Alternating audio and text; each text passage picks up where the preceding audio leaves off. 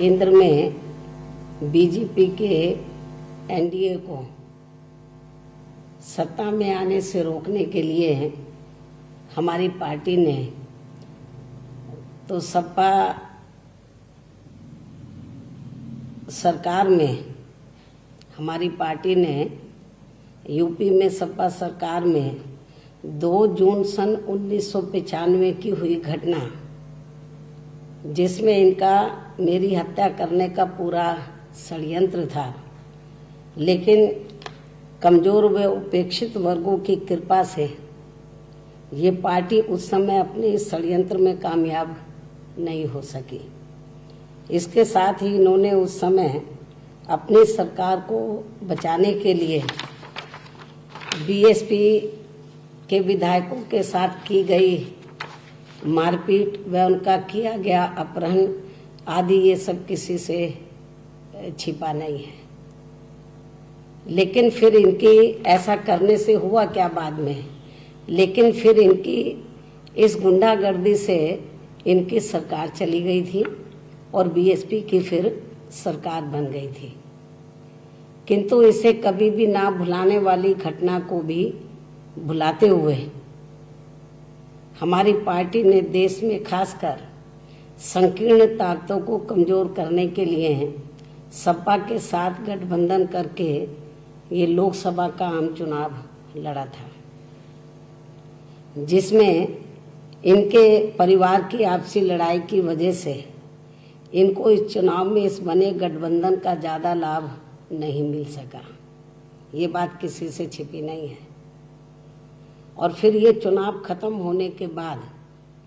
इन्होंने मेरे कई बार टेलीफोन करने के बावजूद भी कोई जवाब लौटकर मुझे नहीं दिया। तब फिर हमें मजबूरी में इनसे अलग होकर चलने का फैसला लेना पड़ा। इसके साथ साथ आज यहाँ मैं इस बात को भी फिर से इसके साथ साथ आज यहाँ मैं इस बात का भी फिर से खुलासा कर देना चाहती हूँ कि जब इस बार सपा के साथ मिलकर लोकसभा चुनाव लड़ने का यहाँ उत्तर प्रदेश में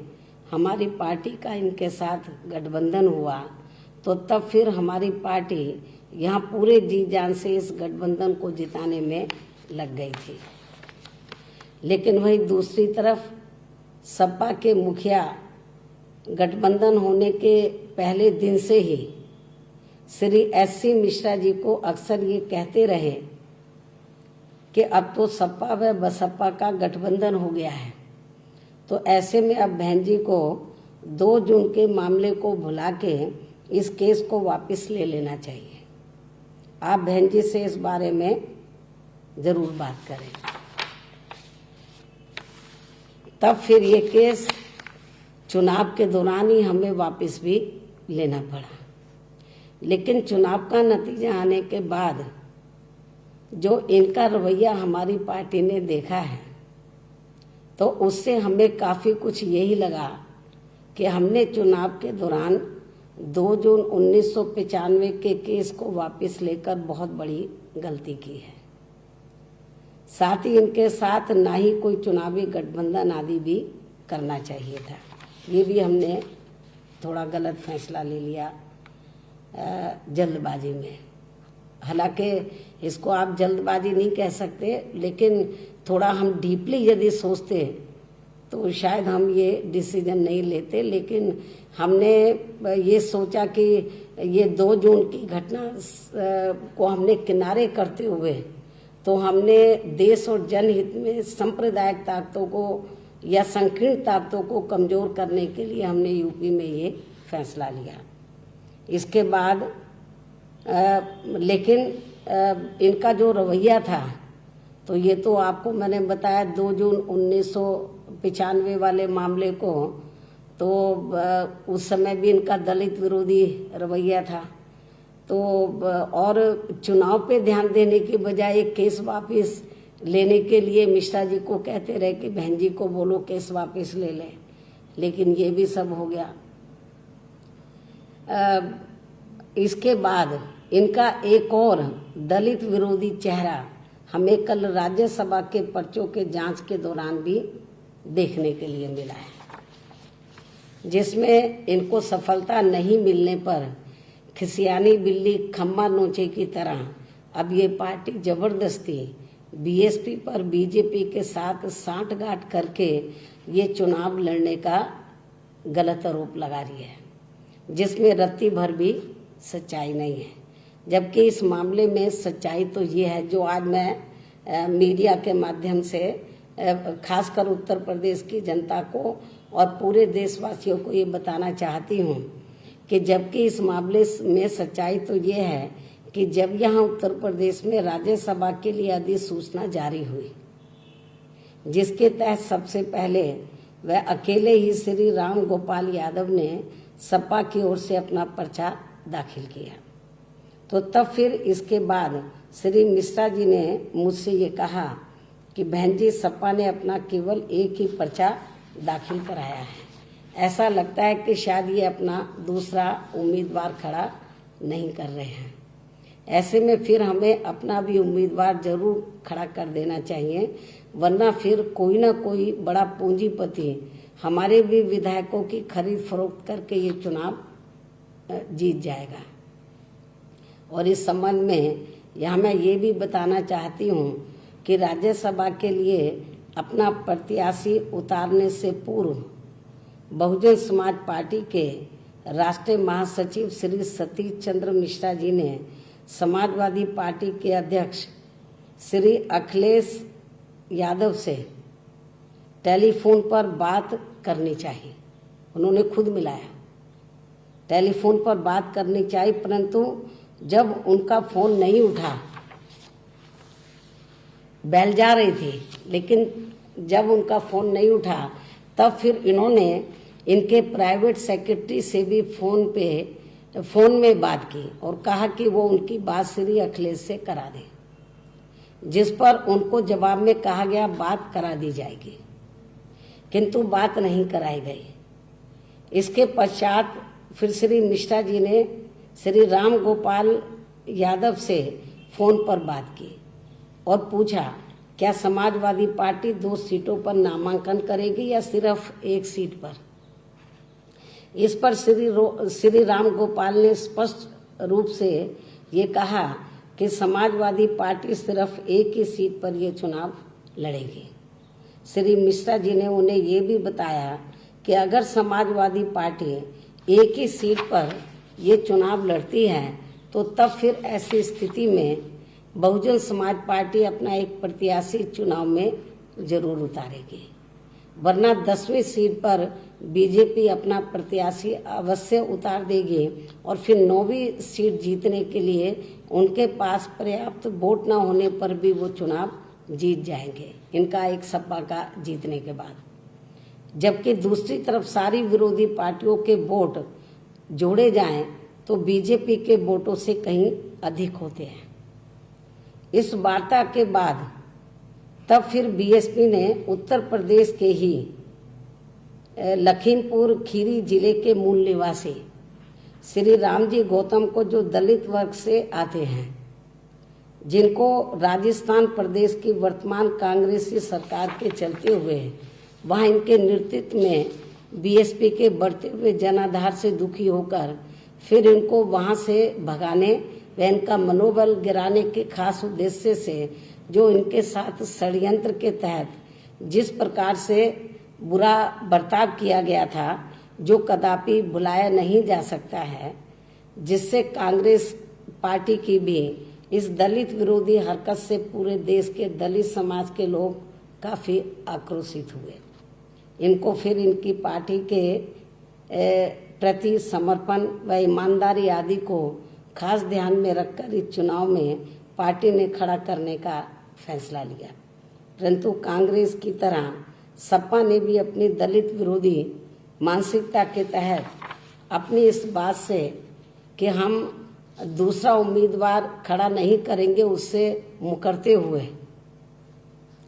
बीएसपी के इस उम्मीदवार का विरोध करने के लिए एक षड्यंत्रकारी चाल के चलते हुए नामांकन के आखिरी कुछ ही मिनटों में या घंटों में, कुछ ही मिनटों में एक निर्दलीय उम्मीदवार को पर्चा भरवाने का काम किया और उसके पश्चात दिनांक 28/10/2020 को नामांकन पर्चे की जांच के समय बहुजन समाज पार्टी के 4 विधायकों की खरीद फरोख्त करके उनसे ये झूठा हलफनामा दिलवाया कि उन्होंने बहुजन समाज पार्टी के नामांकन पत्र में अपने हस्ताक्षर नहीं किए थे,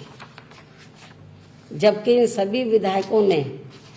दिनांक 26/10/2020 को श्री रामजी गौतम के नामांकन पत्र में हस्ताक्षर किए थे और पर्चा दाखिले के समय में भी वे स्वयं मौजूद थे। और फिर जांच उपरांत इन विधायकों का ये कथन असत्य एवं झूठा पाया गया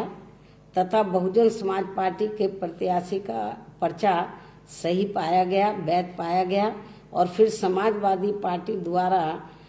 समर्थित निर्दलीय उम्मीदवार का भराया गया पर्चा कई गंभीर त्रुटियों की वजह से खारिज हो गया।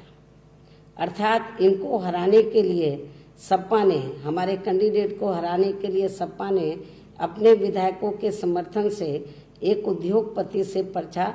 दाखिल करा दिया और फिर आम चर्चा के मुताबिक जिनके धन से वह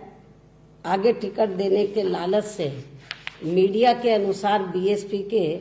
इनको मिलाकर 7 विधायकों को तोड़ा गया, जिसमें फिर भी इन्हें इस उद्योगपति को राज्यसभा में भेजने के लिए सफलता नहीं मिल पाई। और अब इससे दुखी होकर ये पार्टी बीएसपी पर बीजेपी के साथ सांठगांठ करके ये चुनाव जीतने का गलत व बेबुनियाद जबरदस्ती के आरोप लगा रही है। किंतु इनकी ये घिनौनी हरकत अब इस पार्टी को आगे चलकर कभी भी भारी पड़ सकती है और इस मामले में आज हमारी पार्टी एडवांस में ही ये ऐलान कर देना चाहती है कि आगे चलकर जल्दी ही इस बार जब यहाँ एमएलसी के चुनाव होंगे, क्योंकि इसके बाद एमएलसी के होंगे, आगे चलकर जल्दी ही इस बार जब यहाँ जल्दी मतलब समय से, अब समय कम रह गया, इस बार जब यहाँ एमएलसी के चुनाव होंगे तो तब फिर बीएसपी कल की घटना का जैसे को तैसा जवाब देने के लिए, अर्थात सपा के दूसरे खड़े किए जाने वाले उम्मीदवार को हराने के लिए, एक तो उनका आराम से बन जाएगा, दूसरा ही खड़ा करेंगे, अर्थात सपा के दूसरे खड़े किए जाने वाले उम्मीदवार को हराने के लिए अपनी पूरी ताकत लगा देगी बीएसपी जो है। और इसके लिए चाहे पार्टी के विधायकों को इनके उम्मीदवार को हराने के लिए बीजेपी व अन्य किसी भी विरोधी पार्टी के उम्मीदवार को ही अपना वोट क्यों न देना पड़ जाए तो भी देंगे। अर्थात जो भी पार्टी इनके दूसरे उम्मीदवार को, यानी कि सपा के दूसरे उम्मीदवार को हराने के लिए भारी पड़ेगी तो उसे हम अपने विधायकों का वोट जरूर दिलाएंगे। अर्थात सपा के दूसरे उम्मीदवार को अब हमारी पार्टी जरूर एमएलसी का चुनाव हराएगी, जबकि इस मामले में यूपी के लोगों को ये मालूम है, शायद इसे नहीं मालूम है तो इसको भी मैं आज बता देना चाहती हूँ। सपा के मुखिया को, अखिलेश को ये मैं बता देना चाहती हूँ, जबकि इस मामले में यूपी के लोगों को ये मालूम है और सपा के मुखिया को भी ये मालूम होना चाहिए कि सन 2003 में इन्होंने बीएसपी के, जब मैंने खुद गवर्नमेंट छोड़ दी थी तो उसके बाद सन 2003 में इन्होंने बीएसपी के, यानी कि सपा ने बीएसपी के 38 एमएलए तोड़कर अपनी सरकार बना ली थी। उसके बाद फिर क्या हुआ सन 2003 के बाद, उसके बाद सन 2007 में विधानसभा के हुए आम चुनाव में इनको फिर प्रदेश की जनता ने सत्ता से बाहर कर दिया और फिर बीएसपी की पूर्ण बहुमत की सरकार बनी। तब इनके पिताजी ने ये गलत कार्य किया था, इनके पिताश्री ने ये गलत कार्य किया था और अब उन्हीं के पद चिन्हों पर चलकर तो ये भी ये गलत कार्य कर रहे हैं और अब इनका भी अपने पिताश्री की तरह ही बुरा हाल होने वाला है अगले, ये जो इस बार विधानसभा का आम चुनाव होगा।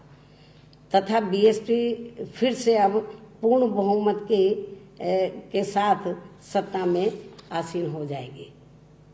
तो जैसे सन 2007 में वैसे ही पहले भी इनके पिता ने एक गलत काम किया और अभी भी, जबकि उस समय सन 2003 में मान्यवर श्री कांशीराम जी की तबीयत बहुत ज़्यादा खराब थी, वो हॉस्पिटल में एडमिट थे। हमारे विधायक इनके पिता श्री ने तोड़े 38 और अपनी सरकार बना ली तोड़फोड़ करके। और इतना ही नहीं, मान्यवर श्री कांशीराम जी के छोटे भाई को, उनकी बहनों को खरीद फरोख्त करके पार्टी बनवाई, यूपी में उनकी मीटिंगें करवाई और उसके लिए श्री RK चौधरी को अधिकृत किया। पंजाब में जाना, इधर जाना, केस लड़ना, क्या नहीं कुछ किया, लेकिन हुआ क्या, जनता देख रही थी। और सन 2007 में तो फिर बीएसपी पूर्ण बहुमत के आधार पर सत्ता में आई और समाजवादी पार्टी सत्ता से बाहर हो गई और अब इनका भी यही हाल होने वाला है। इतना ही नहीं, बल्कि मीडिया के मुताबिक बीएसपी के जिन 7 विधायकों ने सपा द्वारा निर्दलीय के रूप में खड़े किए गए एक उद्योगपति को उनके धन व सपा के टिकट के लालच में आकर जिस अपनी मूल पार्टी बीएसपी से चुनकर गए थे उसके साथ विश्वासघात किया और अब उन्हें पार्टी विरोधी ऐसे जो जिन्होंने विश्वासघात किया, अब उन्हें पार्टी विरोधी गतिविधियों में लिप्त होने के कारण आज तत्काल प्रभाव से पार्टी से निलंबित कर दिया गया है, जिनके नाम चौधरी असलम अली, श्री हरगोविंद भार्गव, मोहम्मद मुस्तफ़ा सिद्दीकी, श्री हाकिम लाल बिंद, मोहम्मद असलम रायनी, श्रीमती सुषमा पटेल व श्रीमती वंदना सिंह है। इसके साथ साथ इनके बारे में पार्टी के सभी पदाधिकारियों को ये भी निर्देशित किया गया है, ये जो 7 विधायक हैं, तो इनके बारे में पार्टी के सभी पदाधिकारियों को, छोटे बड़े पदाधिकारियों को ये भी निर्देशित किया गया है कि आज से अब इन विधायकों को पार्टी के किसी भी कार्यक्रम में नहीं बुलाया जाएगा। साथ ही इन सभी को ये भी सूचित किया जाता है कि इनके दूसरी पार्टी में जाते ही इन सभी विधायकों के विरुद्ध दल बदल कानून के तहत इनकी सदस्यता इनके सूचित किया जाता है कि इनके दूसरी पार्टी में जाते ही इन सभी विधायकों के विरुद्ध दल बदल कानून के तहत इनकी सदस्यता खत्म करने की कार्रवाई तुरंत की जाएगी। और या अन्य और भी कोई कारण रहा जिसमें दल बदल कानून का ये उल्लंघन करते हैं, चाहे वो शामिल हो जाए या नहीं भी हो, दल बदल कानून का उल्लंघन करते हैं तो तब भी इनके खिलाफ इस कानून के तहत बीएसपी द्वारा तुरंत कार्रवाई की जाएगी तथा भविष्य में अब इन्हें, ये जो 7 विधायक है, तथा भविष्य में अब इन्हें बीएसपी से कभी भी कोई भी चुनाव नहीं लड़ाया जाएगा। इसके साथ ही जिस जाति, समाज व धर्म के ये विधायक हैं तो उनकी जाति व समाज व धर्म के लोगों को ही अधिकांश उनके विरुद्ध में चुनाव में उतारा जाएगा, इनके विरोध में चुनाव में उतारा जाएगा। लेकिन इसके साथ साथ यहाँ मैं इन विधायकों के मामले में इनके समाज के लोगों को ये भी कहना चाहूँगी कि जिस भी जाति, समाज व धर्म के ये विधायक हैं तो इनके पार्टी विरोधी कार्यों की सजा इनकी समूची जाति, समाज व धर्म के लोगों को नहीं दी जाएगी, बल्कि उन्हें पार्टी में अभी तक की तरह ही आगे भी हर स्तर पर पूरा मौका व आदर सम्मान भी दिया जाएगा। खासकर मुस्लिम समाज के लोगों को आगे भी बढ़ावा देने में पार्टी द्वारा कोई भी कसर नहीं छोड़ी जाएगी। चाहे खासकर कांग्रेस व सपा आदि के लोग इनको बीएसपी से अलग करने के लिए कितने भी घिनौने हथकंडे क्यों ना इस्तेमाल करते रहें। और अब मेरा संक्षेप में यही कहना है कि यूपी में इस बार के राज्यसभा चुनाव में भी सपा की घिनौनी बीएसपी विरोधी राजनीति ही नहीं बल्कि इनका घोर दलित विरोधी चेहरा भी खुलकर प्रदेश व देश की जनता के सामने आ गया है, जो कि वास्तव में इनका असली चाल, चरित्र व चेहरा भी है। इनका इतिहास भी यही बताता है।